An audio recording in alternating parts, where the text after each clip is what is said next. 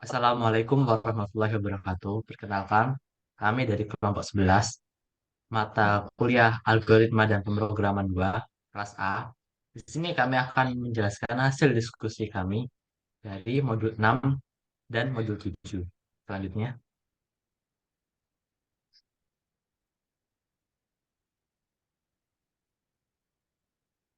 perkenalkan anggota kelompok 11.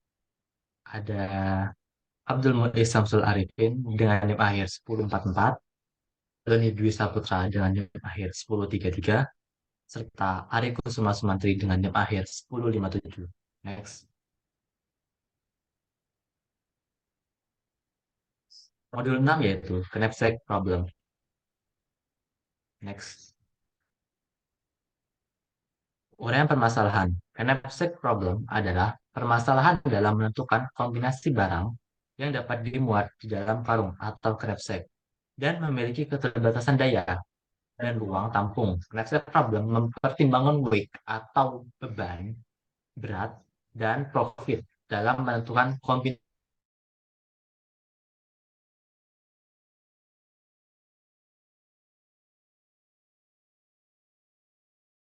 Jumlah weight dari kombinasi item subset tidak boleh melebihi kapasitas dari karung atau knapsack.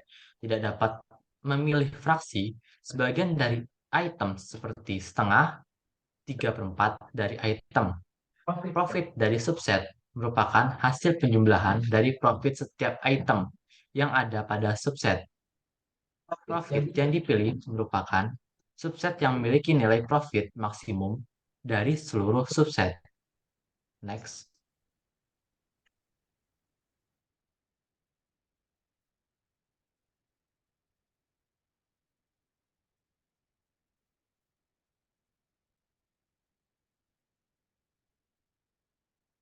Oke, berikut merupakan contoh permasalahan dari knapsack problem.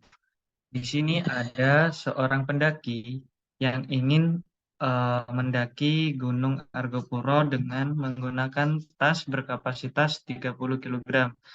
Ia memiliki beberapa barang yang ada di tabel berikut, di mana ada barang bahan makanan dengan berat 15 kilogram dengan profit atau guna sebesar 25. Ada tenda dengan berat 10 kilogram dengan profit atau guna sebesar 26. Selanjutnya ada air dengan berat 10 kilogram dengan profit atau guna sebesar 20. Terus ada alat komunikasi dengan berat 7 kilogram dengan profit atau guna sebesar 15. Terakhir ada perlengkapan masak dengan berat sebesar 13 kilogram dengan profit atau guna sebesar 18. Nah, lalu barang apa saja yang akan dibawa oleh pendaki tersebut jika tasnya hanya memuat 30 kilogram? Nah, untuk mengatasi permasalahan tersebut, kita bisa menggunakan metode Grady atau algoritma Grady.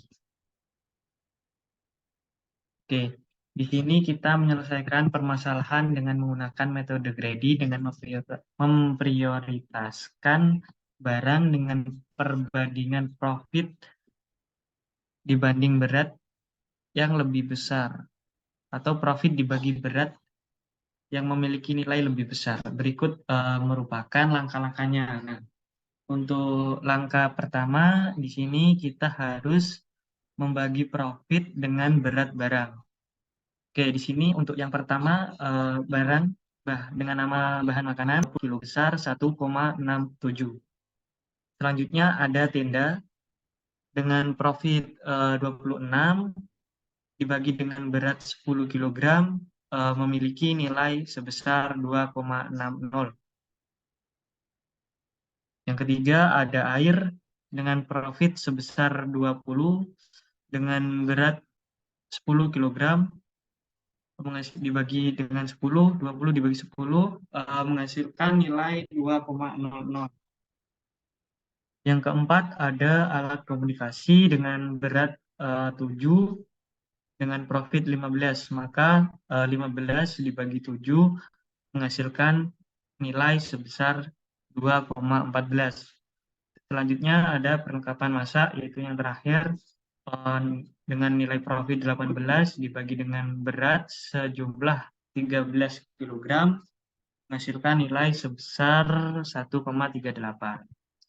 Nah, untuk langkah kedua kita mengurutkan barang yang sudah dihitung tadi berdasarkan eh, nilai yang tertinggi ke nilai yang terendah. Nah, di sini nilai tertinggi dihasilkan oleh tenda atau kita inisialkan dengan B1, di mana memiliki nilai sebesar 2,60. Yang di urutan kedua ada alat komunikasi dengan inisial B2, memiliki nilai sebesar 2,14. Di urutan yang ketiga ada air dengan berat sebesar 10 kg dengan profitnya 20, memiliki nilai perbandingan yaitu 2,00. Di urutan keempat ada bahan makanan, memiliki nilai sebesar 1,67. Nah, yang terakhir ini B5 yaitu nilai terendah dari keseluruhan barang yang dimiliki oleh pendaki, dengan nilai sebesar 1,38. Oke, selanjutnya kita harus, setelah diurutkan pada langkah kedua kita akan memasukkan barang-barang tersebut ke dalam tas yang berkapasitas 30 kg dari pendaki yang telah disebutkan di awal. Di sini langkah pertamanya kita harus memasukkan dari yang terbesar dulu yaitu B1 seberat 10 kg. Karena tasnya itu beratnya 30 kg, maka untuk B1 ini bisa dimasukkan ke dalam tas tersebut sejumlah 10 kg. Maka karena ini dimasukkan semua, maka 10 banding 10 sama dengan 1. Untuk langkah kedua yaitu kita masukkan, tadi kan dimasukkan 10, maka sisa 20 kg untuk kapasitas tasnya. Nah, langkah kedua kita masukkan yang B2 dengan barang yaitu alat komunikasi seberat 7 kg. Ini bisa dimasukkan karena tas masih memiliki sisa kapasitas sebanyak 20. Nah, jika ditambahkan B2 ini, maka kapasitas tas sisa 13 kg. Untuk nilainya sendiri 7/7 atau 1. Oke, untuk langkah ketiganya kita memasukkan B2 seberat 10 kg. Nah, B2 ini dimasukkan semua ke dalam tas karena pada langkah sebelumnya kapasitas tas masih tersisa 13 kg. Nah, ketika dimasukkan B3 ini dengan berat 10 kg ini, maka kapasitas tas tersisa 3 kg. Untuk nilainya sendiri 10/10 atau sama dengan 1. Untuk yang B4 ini, karena tadi sisa 3, maka untuk B4 ini tidak dimasukkan semua karena jika dimasukkan semua akan melebihi kapasitas yang bisa dimuat oleh tas dari pendaki tersebut. Maka yang diambil adalah 3 kg, yaitu sisa dari kapasitasnya. Maka B4 ini diambil 3 kg dengan nilai 3/15 yaitu 0,2. Dengan ini maka kapasitas dari tas dari seorang pendaki tersebut telah terisi penuh. Oleh karena itu, eh, pada perlengkapan masak yaitu B5 tidak dapat dimasukkan ke dalam tas karena kapasitas tas ini telah penuh. Maka nilai dari B5 ini 0/13 atau sama dengan 0. Oke, untuk selanjutnya kita menghitung nilai profit dari eh, tabel ini, dari keseluruhan. Nilai profit ini dihasilkan dari profit dikali dengan nilai. Pada B1 ini dengan profit 26 dikali 1, maka menghasilkan nilai profit 26.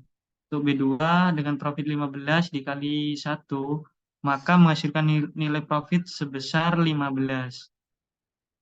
Terus untuk B3 dengan profit 20 dengan nilainya 1, maka 20 dikali 1 sama dengan 20. Untuk profit pada B4 dengan nilai 25 dikali dengan nilainya yaitu 0,2 menghasilkan nilai profit sebesar 5. Untuk B5 sendiri profitnya 18 dan dikali dengan nilainya yaitu 0 maka menghasilkan 0. Nah, untuk total nilai profitnya sendiri sebesar 6, maksud saya 666. Oke, di sini selanjutnya ada kode program dari algoritma Grady sesuai dengan yang saya jelaskan di penjelasan sebelumnya. Mungkin saya share screen dalam bentuk eh, di Visual Studio Code. Nah, ini merupakan kode program dari algoritma algoritma Grady. Di sini pertama pada baris 2 ini N itu didefinisikan sebagai panjang dari list berat barang yang menunjukkan jumlah barang yang ada. Nah, untuk pada baris 3 ini rasio ini dihitung menggunakan list comprehension dengan membagi setiap profit barang dibagi dengan berat barang dibagi pada setiap indeks. Nah, kita menentukan jumlah barang dengan memanfaatkan panjang list bobot berat barang lalu membuat list rasio yang berisi nilai profit per berat barang. Nah, kemudian pada baris keempat atau indeks, list indeks ini dihasilkan dengan mengurutkan range N berdasarkan nilai rasio yang dihasilkan pada langkah 3 dari yang terbesar hingga terkecil. Kita mengurutkan list indeks berdasarkan nilai rasio yang dihasilkan pada langkah satu dari yang terbesar hingga yang terkecil. Nah, selanjutnya pada baris ini, baris 6 sampai 15, ini kita melakukan loop pada setiap barang pada list index dan memutuskan apakah barang tersebut dimasukkan dalam ransel atau tidak. Nah, kita akan memilih barang-barang yang akan dimasukkan ke dalam ransel. Pertama, kita cek dulu apakah berat barang tersebut kurang dari atau sama dengan kapasitas dari tasnya atau tas ranselnya. Jika iya, maka barang tersebut dapat dimasukkan ke dalam ransel. Nah, kita set rasio barang pada indeks barang tersebut menjadi 1. Karena apa? Karena barang tersebut diambil seluruhnya gitu loh, diambil secara keseluruhan. Nah, nilai total itu akan ditambah dengan nilai profit dari barang, akan ditambah dengan nilai profit dari barang tersebut. Dan kapasitas ransel akan dikurangi dengan berat barang tersebut. Nah, jika tidak,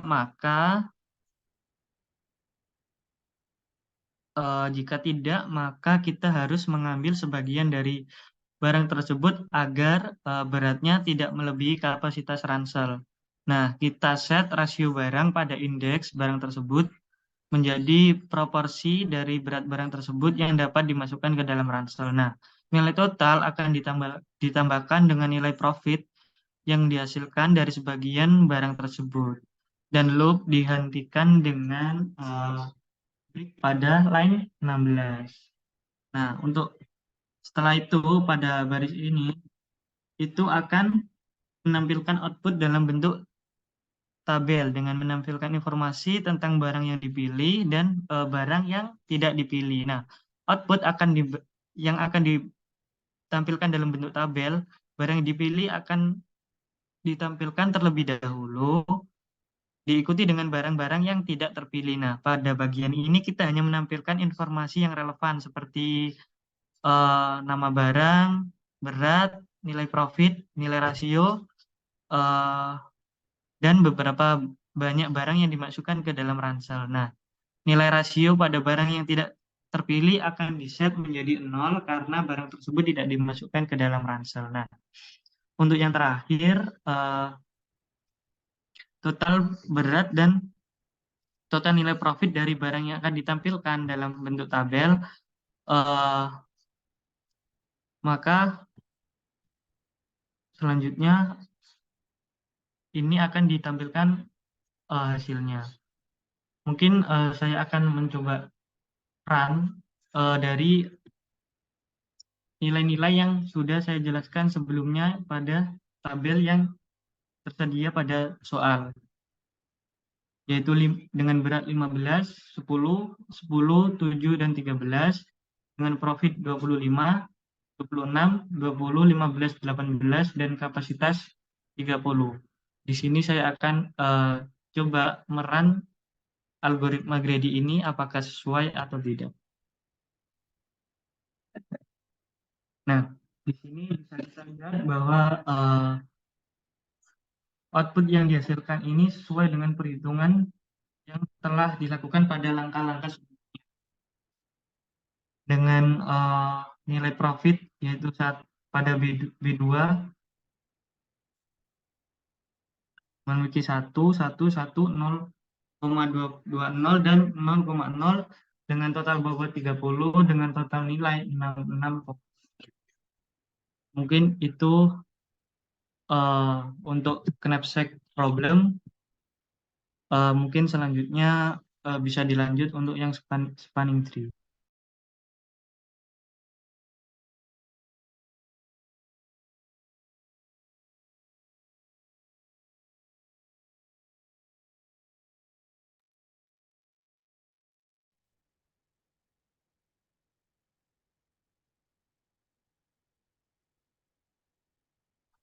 Selanjutnya yaitu modul 7 adalah minimum spanning tree. Next.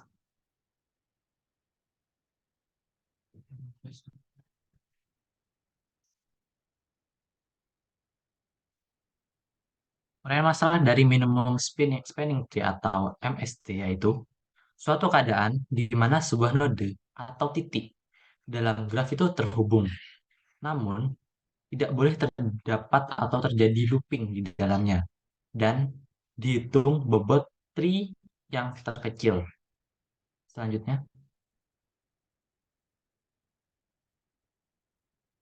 nah, cara kerja dari minimum spanning tree yaitu pertama tentukan graf awal.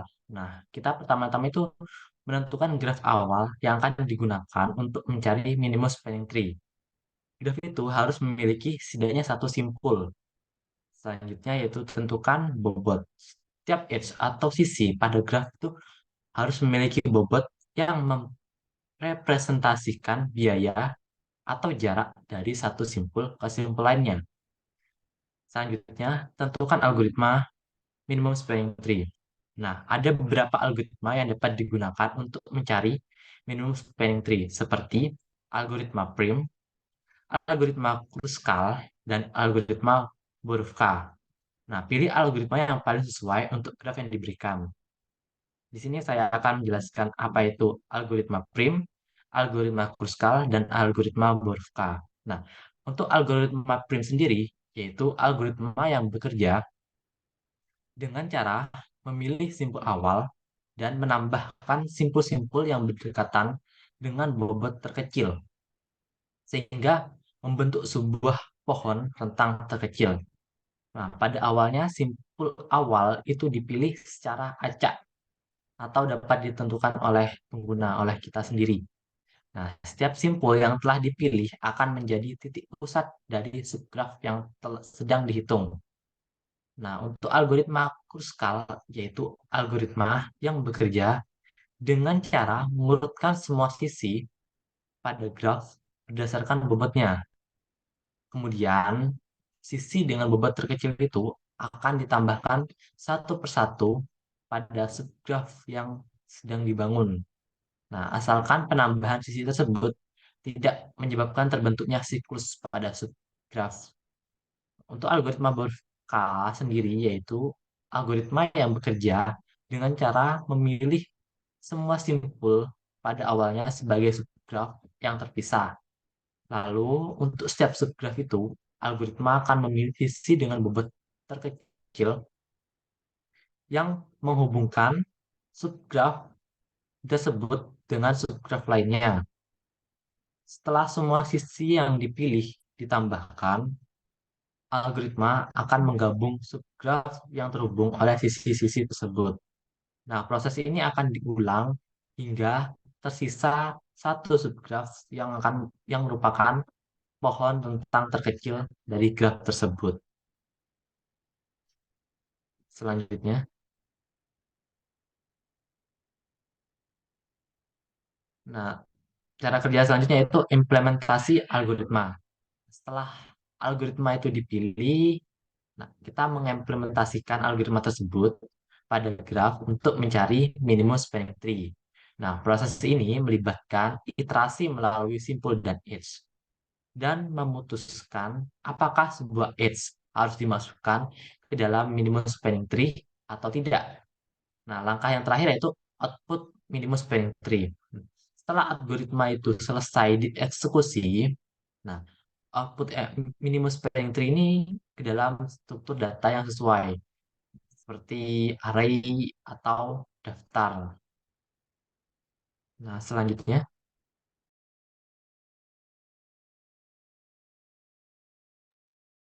Oke, selanjutnya di sini ada kode program. Kelompok kami memilih jenis minimum spanning tree-nya yaitu algoritma Krustal. Nah, jadi langsung saja saya izin share screen. Yes, code.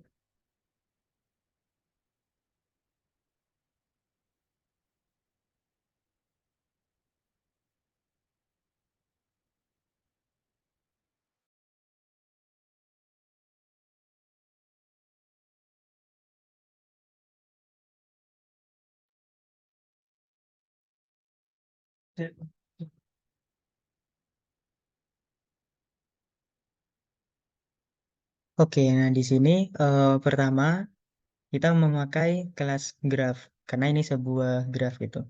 Nah, jadi di dalam kelas graph di sini itu ada eh, function init. Nah, function di dalam sebuah kelas itu disebut sebagai sebuah metode kelas tersebut. Jadi di sini kan eh, kita memakai sebuah metode yang bernama init. Nah, metode init itu sudah sudah tersedia atau sudah direservasi oleh Python sebagai metode yang dipanggil saat kita membuat sebuah objek gitu. Nah, di setiap metode kelas ini juga eh, ada self.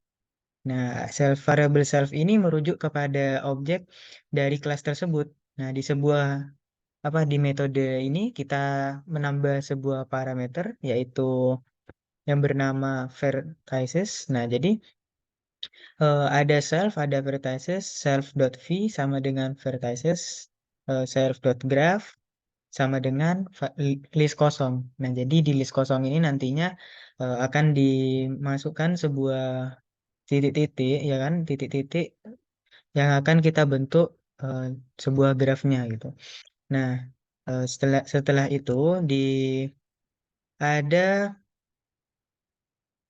ada self.graph sama dengan list kosong def at age. Nah, ini function at age ini adalah fungsinya untuk menambahkan age ke dalam grafnya. Nah, jadi di sini kan ada variable self-nya, terus ada parameter u yaitu titik u. Ini ada parameter v titik v dan juga w. W di sini itu adalah bobotnya gitu. Lalu self.graph.append. Nah, jadi kita tambahkan ke dalam sebuah grafnya ada titik U, ada titik V, dan ada bobot W-nya gitu. Nah, setelah itu kita membuat define, yaitu mencari, fungsi mencari. Di sini ada parameter self, ada parent, sama ada indeksnya juga. Nah, jika if parent indeksnya sama dengan indeks, maka di return. Nah, return self define parent, koma parent index. Nah, jadi di sini tuh kita membuat fungsi rekursif dari find yang digunakan untuk mencari parent dari setiap titik-titiknya gitu. Nah, setelah itu ada function apply union, yaitu ada parameter self, parent, rank, variabel x-nya sama variabel y-nya. Nah, jadi intinya itu fungsi apply unionnya itu untuk menggabungkan dua set yang berbeda menjadi satu set yang sama. Jadi fungsi ini bakalan mempertahankan keseimbangan eh, rank atau bobotnya gitu dari setiap node atau titiknya. Nah, jika if rank dari variabel x-nya itu kurang dari rank dari variabel y-nya, maka parent-nya itu sama. Parent x parent x root-nya itu sama dengan y root-nya. Jika rank x root-nya itu lebih besar dari rank y root-nya, maka parent y root-nya itu sama dengan x root. Jika tidak keduanya, jika sama dengan, maka rank x root-nya itu bakalan ditambah plus dengan satu. Nah, setelah itu kita terapkan algoritma Kruskalnya, yaitu function Kruskal algo, ada parameter self-nya. Nah, di sini itu eh, mendefinisikan menerapkan menerapkan algoritma Kruskalnya. Jadi variabel result sama dengan list kosong itu ada ada variabel index lalu ada variabel e itu sama dengan 0,0. Nah, jadi disetting 0,0 terlebih dahulu. Lalu self.graph sama dengan sorted. Nah, sorted ini itu gunanya untuk mengurutkan. Nah, sorted self.graph lalu koma k parameter k sama dengan lambda item di bagi item eh, indeks 2. Lalu habis itu kita buat variabel parent sama dengan list kosong. Nah, jadi membuat variabel parent sama dengan list kosong dan juga variabel rank sama dengan list kosong itu nantinya kita akan melakukan for node in range self. Nah, jadi kita akan melakukan perulangan untuk setiap node, setiap titiknya dalam rentang dalam banyak titiknya lalu kita eh, lakukan perulangan sebanyak self kali untuk membuat simpul menjadi sebuah pohon atau tree gitu. Nah, nanti setiap titiknya itu setiap simpul, setiap garisnya itu bakalan diberi label atau label parent berupa nomor simpulnya itu sendiri dan nilai ranknya itu diinisiasikan dengan 0. Nah, setelah itu while kurang dari self dikurangi satu. Nah, nantinya itu ada variabel U, variabel V, variabel W. Nah, U ini kan titik U, titik V sama bobot W-nya. Itu kan nanti sama dengan self.graph indeksnya. Itu kan di append gitu, digabung jadi satu. Indeksnya sama dengan indeks plus satu. Variabel X-nya itu sama dengan self parent, koma titik U-nya. Variabel Y sama dengan self find parent, koma titik V-nya. Nah, jika variabel X tidak sama dengan variabel Y, maka E-nya itu variabel E-nya ditambah satu. Nah, eh jadi nantinya itu minimum spanning tree bakalan mencari bobot yang paling kecil. Nah, di sini kita tinggal membuat variabel G. Variabel G itu grafnya ya. Jadi kan grafnya tadi ada 6, ada 6 titik, yaitu titik 0 sampai 5. Nah, jadi kita masukkan eh, isian 6 titik. Nah, jadi yang pertama kita akan menggambar ada titik 0, titik 1, bobotnya itu 4, titik 0, titik 2, bobotnya itu 4, titik 1, titik 2, bobotnya itu 2. Nah, jadi itu maksudnya dari titik 1 ke titik 2, bobotnya 2, terus dari titik 1 ke 0, itu titik itu bobotnya 4. Nah, ini kan dan seterusnya ya sampai eh, ada 6 titik yang kita buat gitu. Nah, lalu setelah itu jangan lupa variabel g dot eh, Functionnya, metode kelasnya tadi Kruskal Algo untuk kita panggil.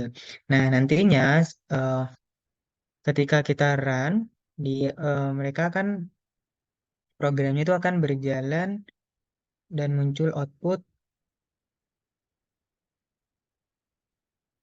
seperti ini. Nah, jadi itu tadi kode program dari Kruskal algoritma.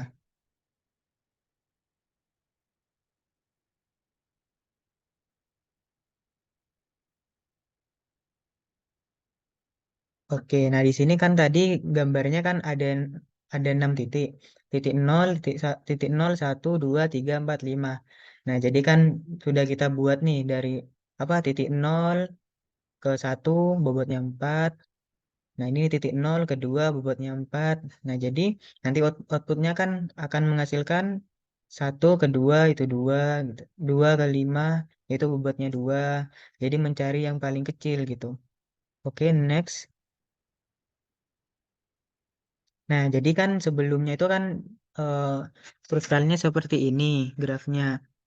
Nah, jadi ketika apa ya minimum spanning tree kan mencari bobot yang paling kecil nih. Nah, jadi dari titik 2, sorry, dari titik 2 ini kan 2 ke 3 itu kan bobotnya 3, 2 ke 4 bobotnya 4, 2 ke 5 bobotnya 2. Nah, jadi bobot yang paling kecil itu kan 2 ke 5. Maka kita garis nih 2 ke 5.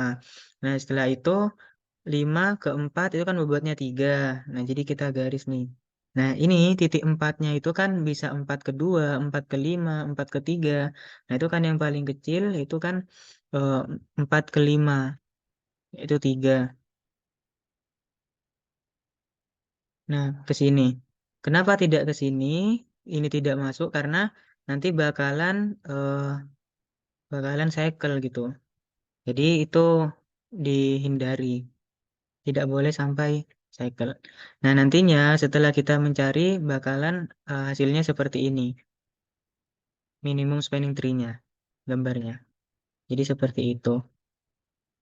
Oke, berikutnya. Oke, itu tadi penjelasan dari kelompok kami, kelompok ke-11, mengenai modul 6, Knapsack Problem, sama modul 7, eh, Minimum Spanning Tree Problem. Apabila ada salah kata, mohon dimaafkan. Sekian dari kelompok kami. Wassalamualaikum warahmatullahi wabarakatuh.